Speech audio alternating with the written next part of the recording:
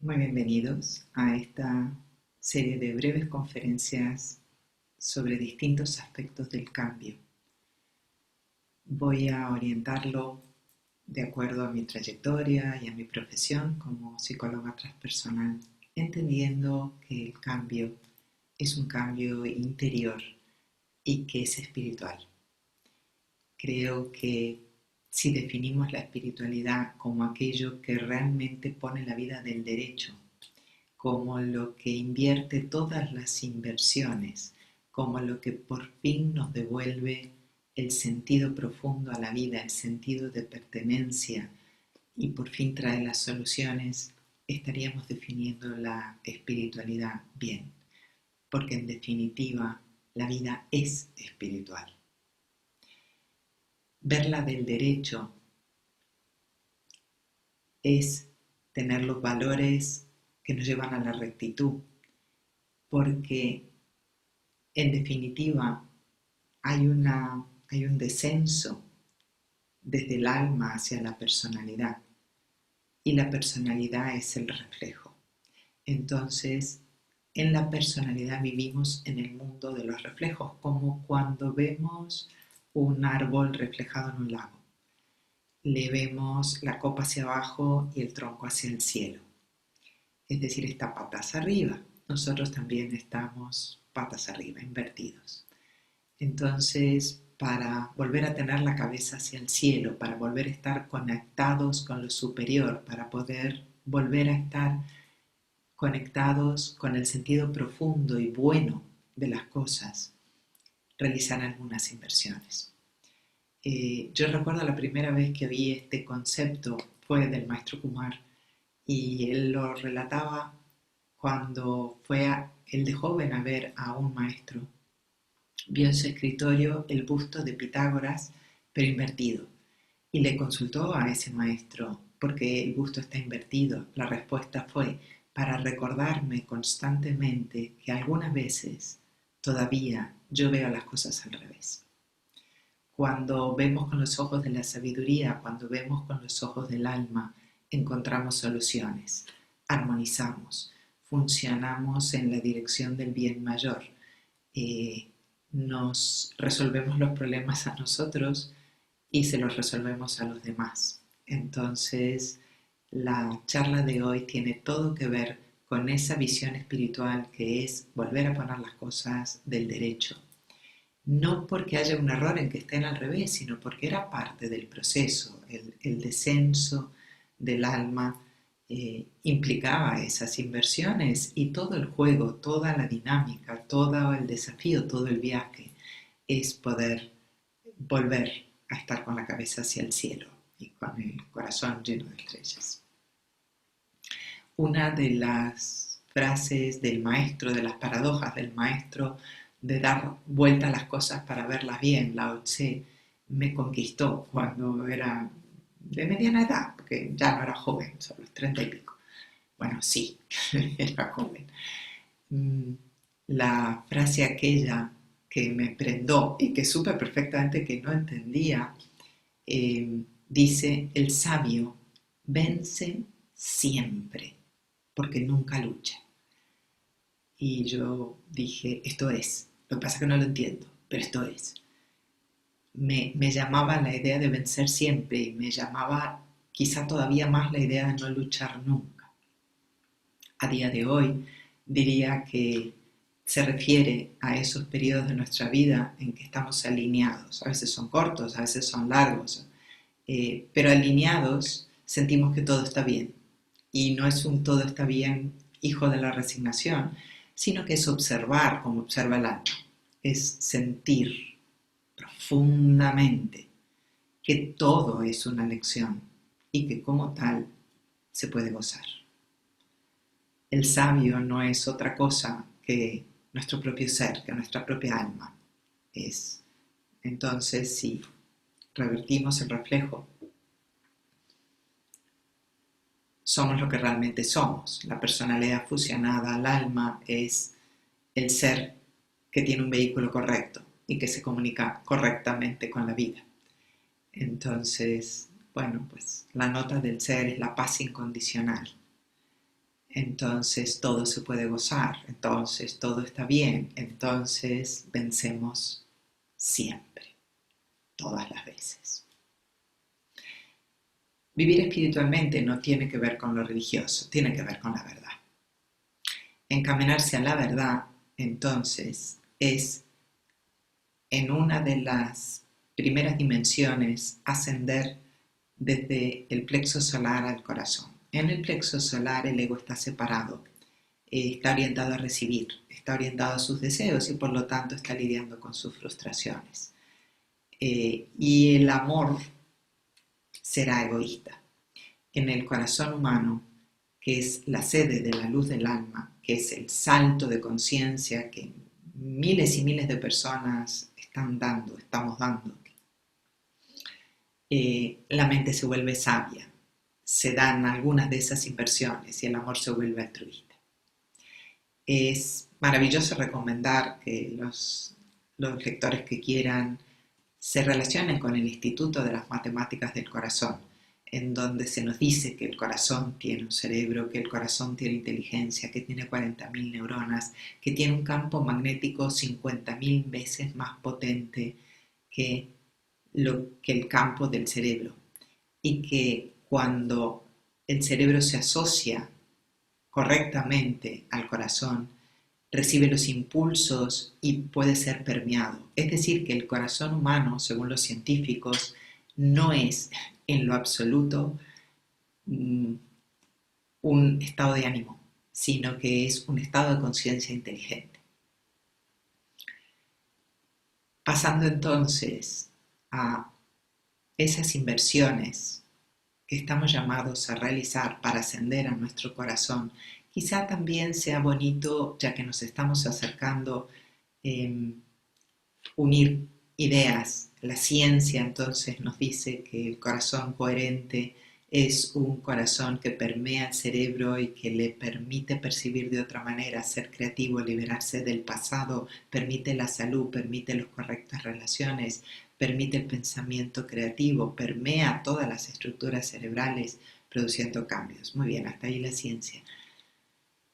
Luego lo que la tradición espiritual, a veces religiosa, pero en última instancia, antes de la religiosa, la tradición espiritual nos dice del solsticio de invierno, del nacimiento de Jesús, es que lo que realmente simboliza es, además del hecho histórico, el nacimiento del ser humano, su propio corazón, que es el nacimiento entonces a esta otra manera de ver, en donde somos más sabios, más altruistas, en donde queremos el bien de otros. El corazón. Entonces, una de las cosas que el Instituto de las Matemáticas nos dice es que el corazón tiene cerebro y que literalmente es así, que no es una metáfora, sino que contiene un sistema nervioso independiente muy bien desarrollado con más de 40.000 neuronas. Y eso supone una tupida red de neurotransmisores, de proteínas y de células de apoyo.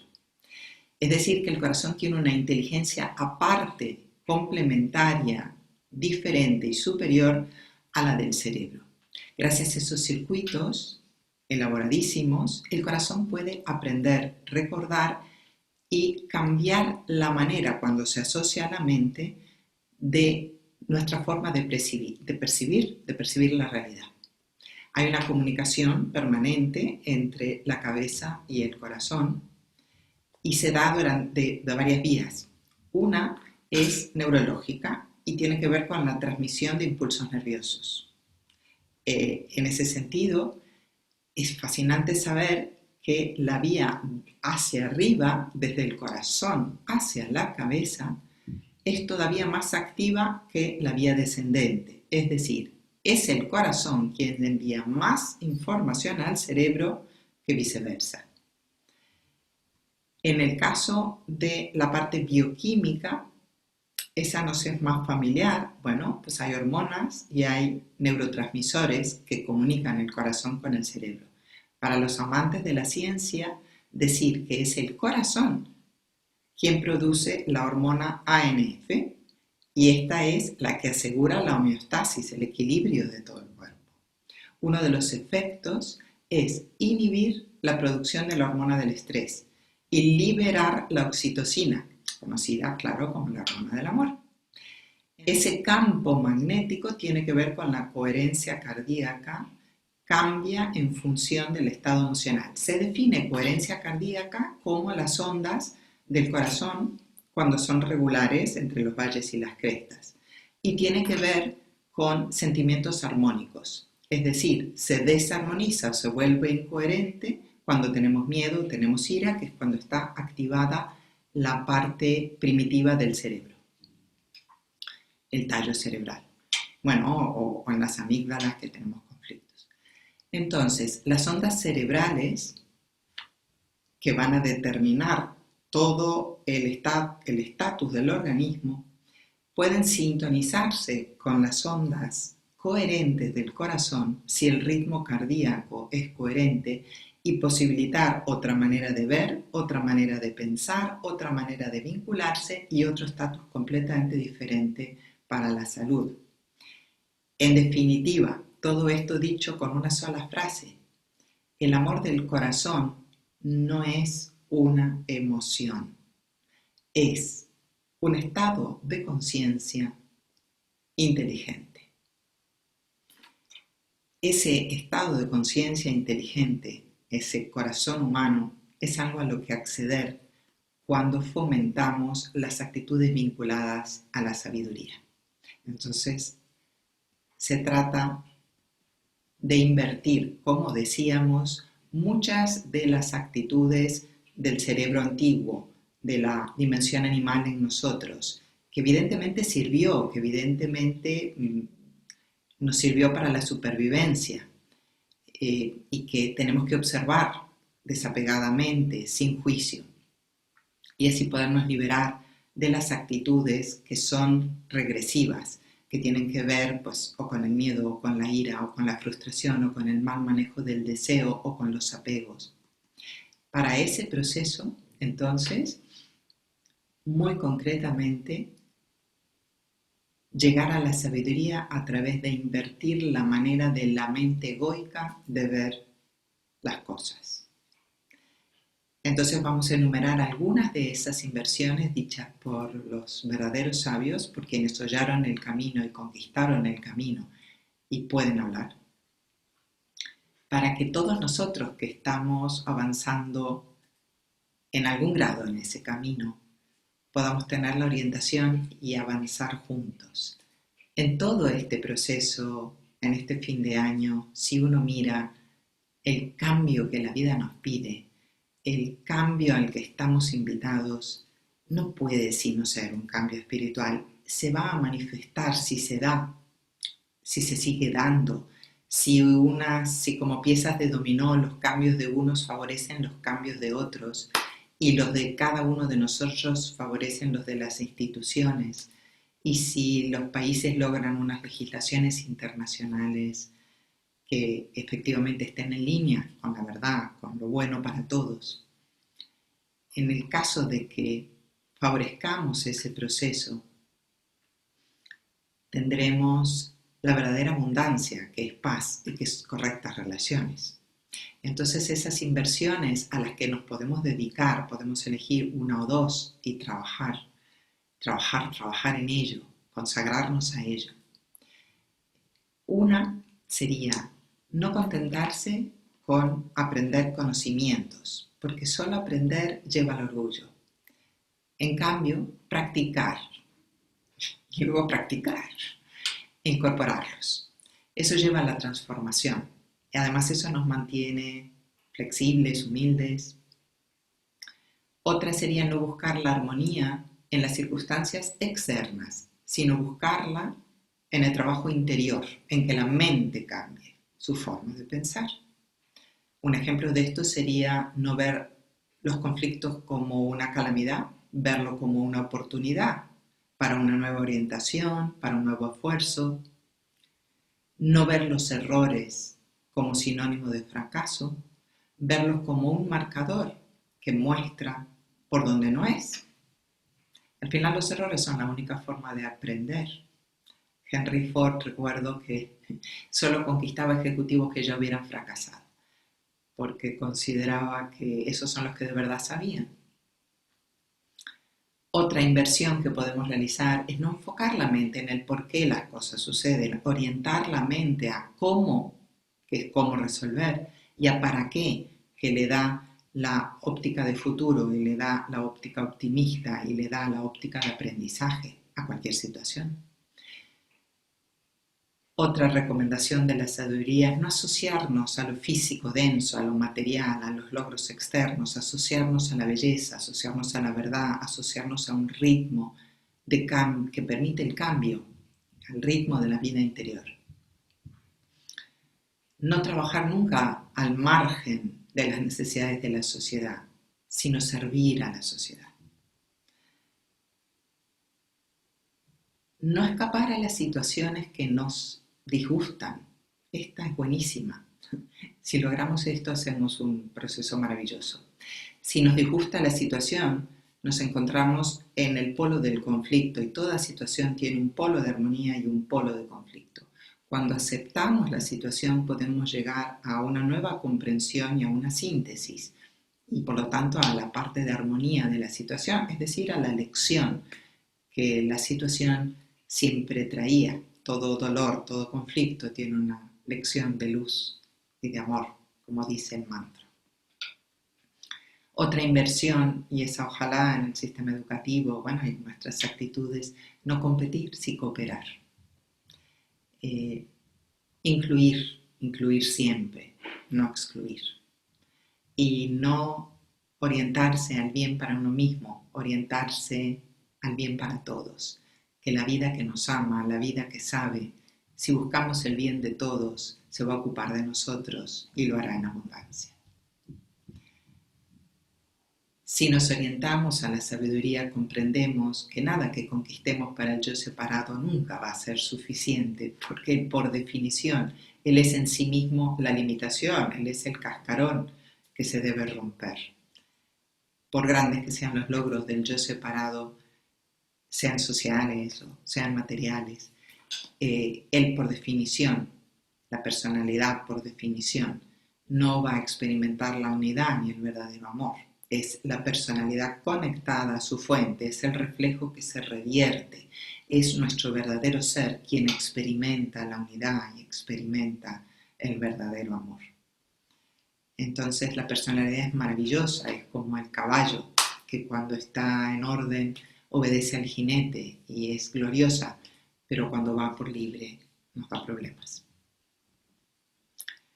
Entonces, en este enfoque de que el cambio es revertir las inversiones, de que el cambio es ver la vida como espiritual, de que el cambio es aplicar la espiritualidad en la vida cotidiana, quizá volver al comienzo, que es volver a Lao Tse, que es decir algunas de sus frases maravillosas. Él, que es el maestro de las paradojas, nos permite pensar en términos de invertir situaciones. Él dijo, la perfección del que imparte órdenes es ser pacífico, del que combate es carecer de cólera, del que quiere vencer es no luchar, del que sirve a los hombres es ponerse por debajo de los hombres.